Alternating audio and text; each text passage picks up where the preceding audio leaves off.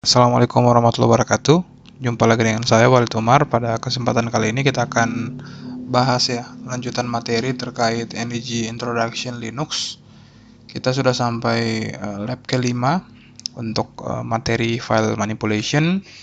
Jika pada video sebelumnya kita sudah bahas materi sampai di 5.10, pada kesempatan kali ini akan kita coba bahas dari 5.11 sampai 5.29 ya.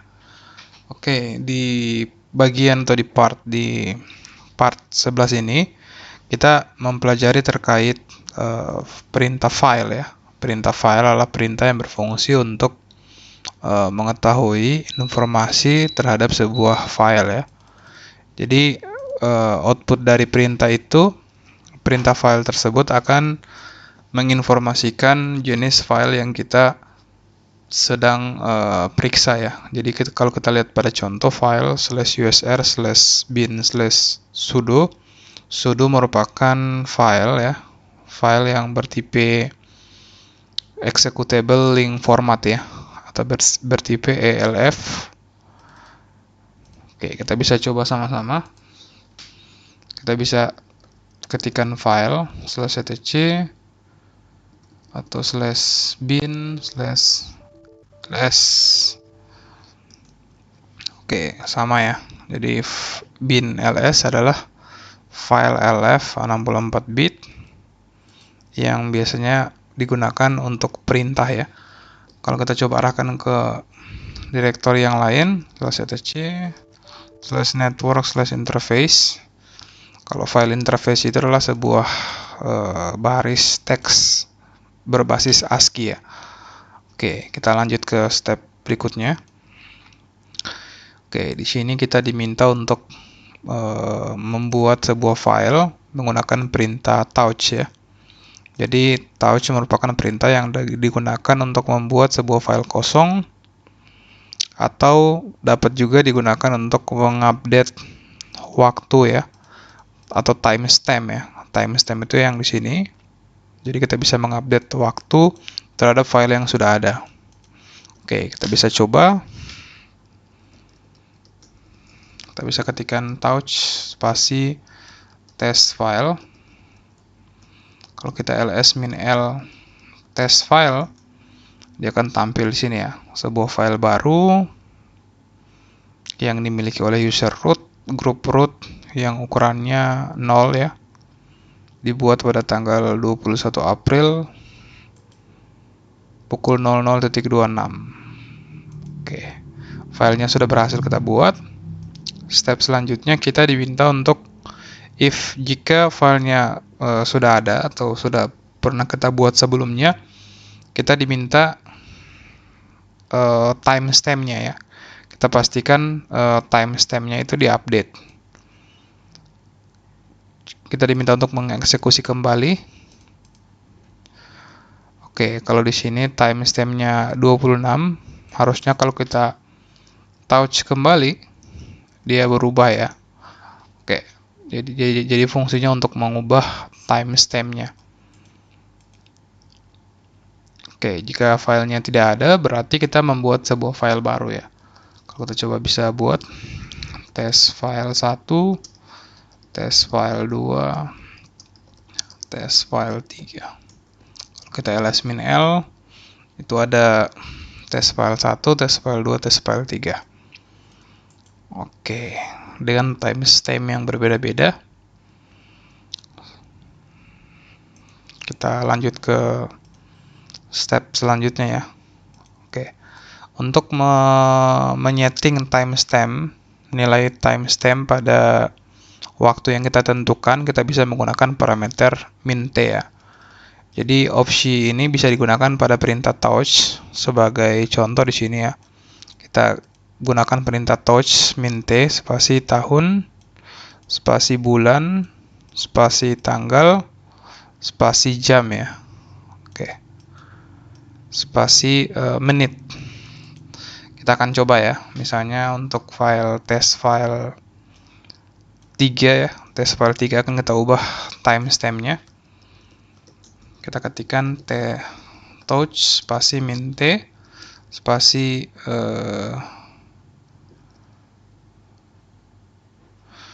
Selanjutnya bulan 2. Oke, bulan 11. Selanjutnya 24.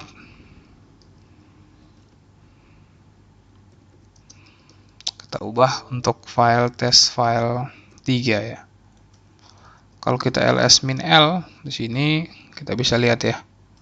File 3 itu timestamp-nya sudah berubah ya. Timestamp-nya itu sudah berubah jadi November. Oke, jadi 24 November 2018 ya. Kalau yang di atas, oke, kita bisa lihat perubahannya ya. Jadi parameter min_t berfungsi untuk menentukan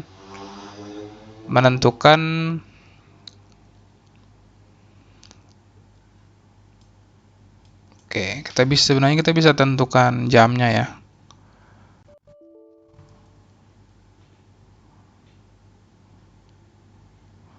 Misalnya test file 2 kita ubah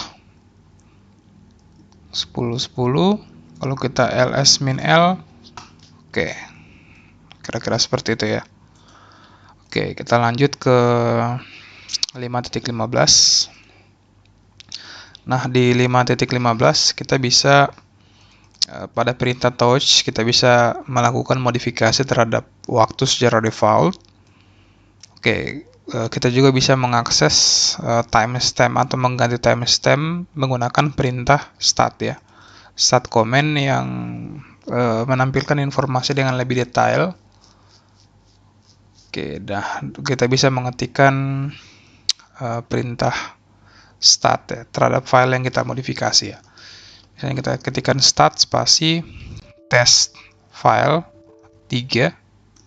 Nah, di sini akan tampil informasi data atau informasi yang lebih detail lagi ya. Kita bisa lihat ini diakses kapan. Oke. Diakses kapan. Oke, dimodifikasi kapan. Dan dilakukan pengubahan itu kapan. Oke. Jadi lebih detail ya.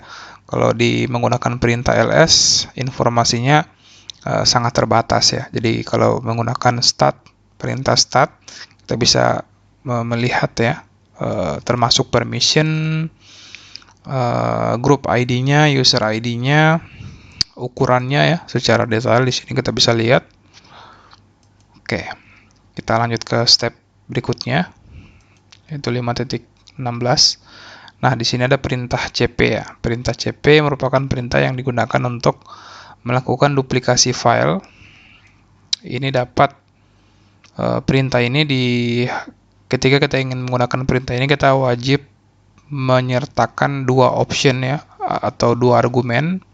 Argumen pertama adalah paket yang ingin kita copy, dan argumen yang kedua adalah tujuan ya, di mana kita melakukan proses copy terhadap file tersebut. Kalau kita coba ya, misalnya kita akan memindahkan file cp/etc/host ya, kita akan pindahkan file host ke direktori home ya. Oke. Kalau kita ls-l, harusnya di sini sudah ada file host yang kita copy dari direktori etc host, kita pindahkan ke home root ya. Kita bisa lihat. Oke. Jadi sangat mudah sekali untuk melakukan implementasi copy paste ya. Ataupun kita bisa copy paste dari file dari folder ini ke folder host ya, ke folder etc. Test file 3 ke etc. Kalau kita ls-l/etc/test file 3, oke, direktorinya sudah ada di test file 3. Jadi file ini sudah ada di test file 3. Oke, kita lanjut ke step berikutnya. Oke, ini kira-kira implementasinya ya. Kita bisa untuk mengcopy file dari host, kita bisa file to your home directory and rename it as my host. Oke, execute following.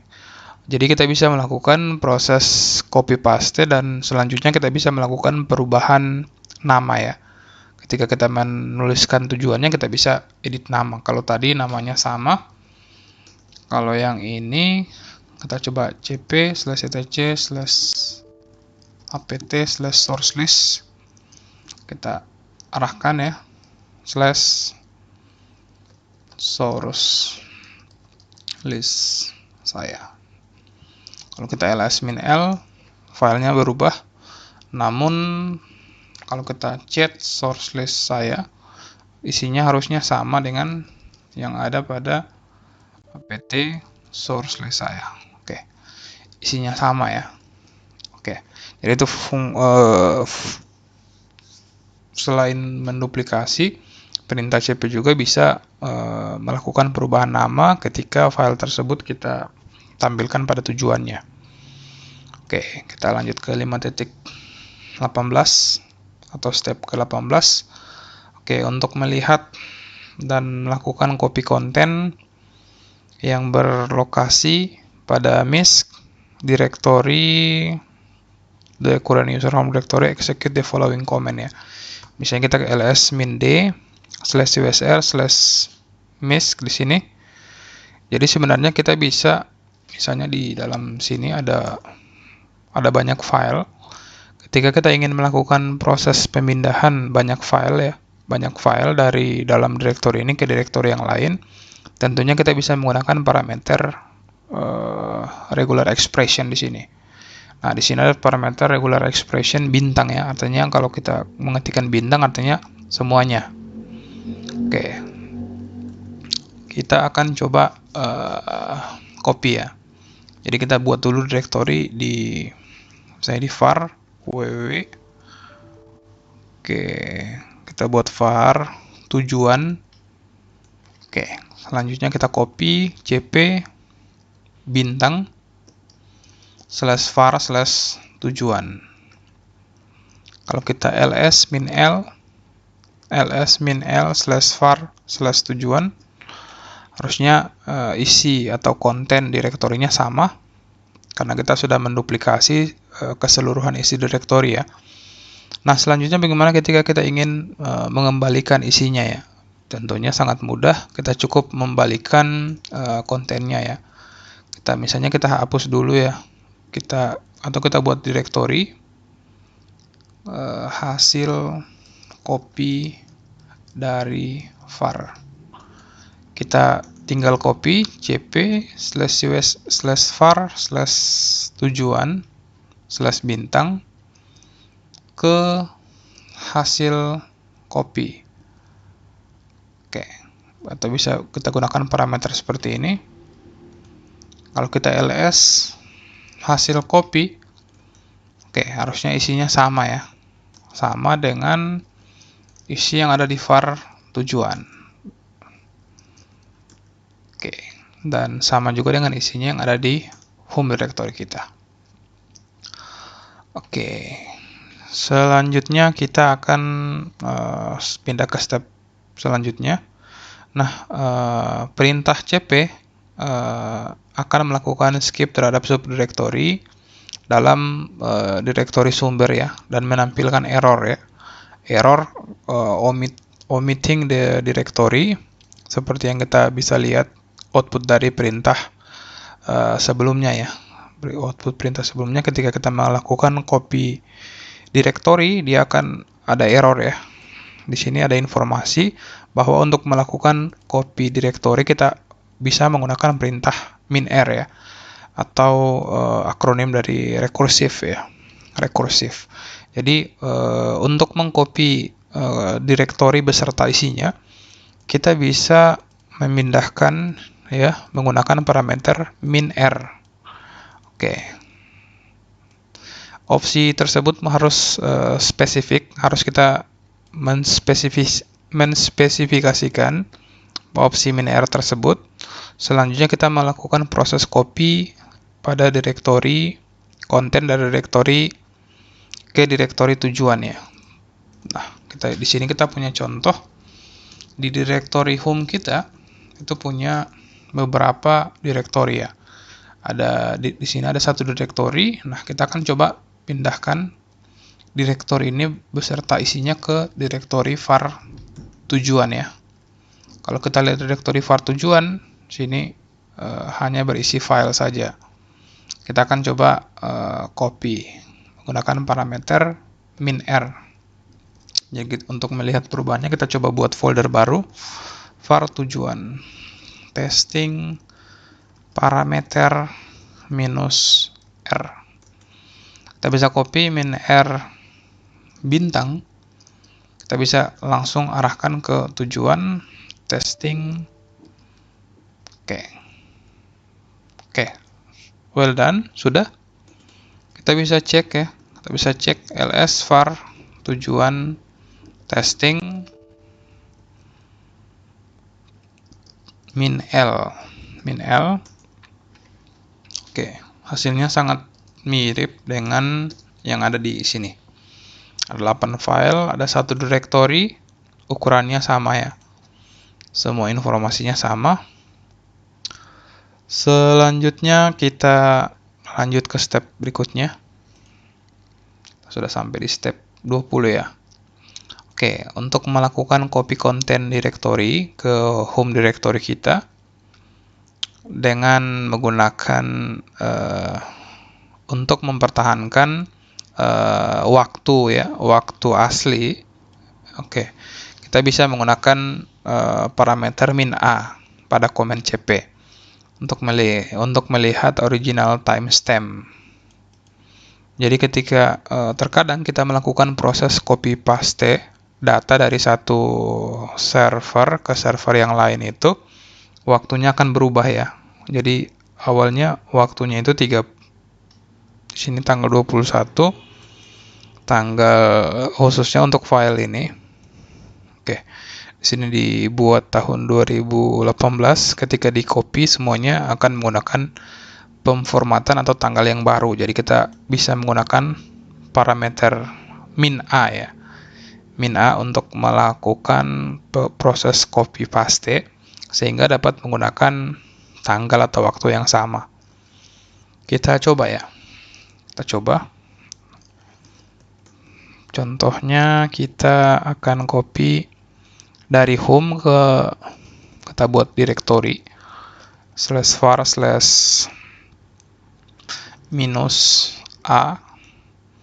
kita cp min_a. Karena kita ingin copy hanya test file, kita test file bintang /var/-a. Oke, kita bisa bandingkan ls min_l. Oke, kalau kita ls min_l test bintang. Oke, kita coba ls min_l /var/-a.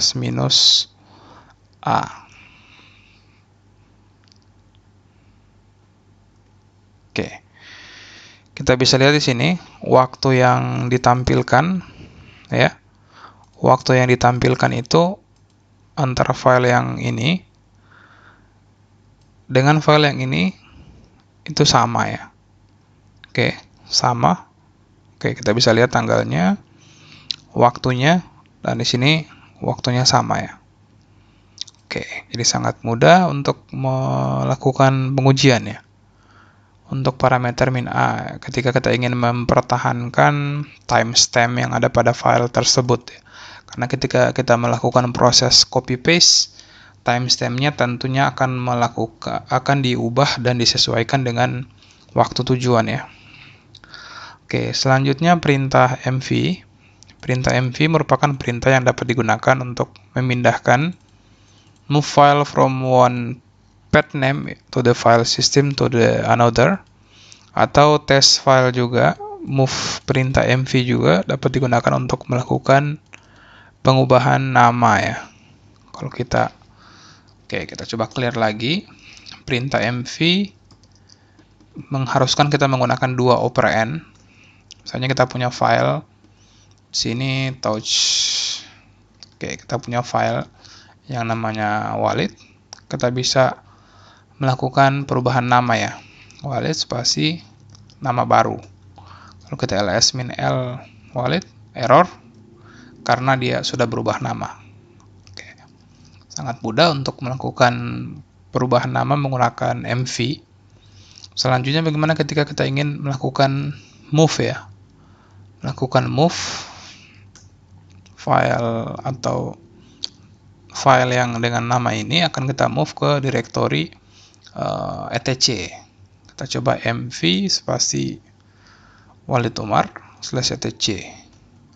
Kalau kita ls min l Walid Umar, harusnya dia sudah tidak ada lagi, namun dia sekarang sudah ada di lokasi /etc/Walid Umar. Oke, sangat mudah ya untuk melakukan proses copy paste atau proses cut ya, proses cut atau proses move. Oke, saya rasa sekian untuk panduan pada video kali ini. Nantinya kita akan lanjutkan kembali ke belajar ke video live belajar online yang ketiga. Akhir kata, wassalamualaikum warahmatullahi wabarakatuh.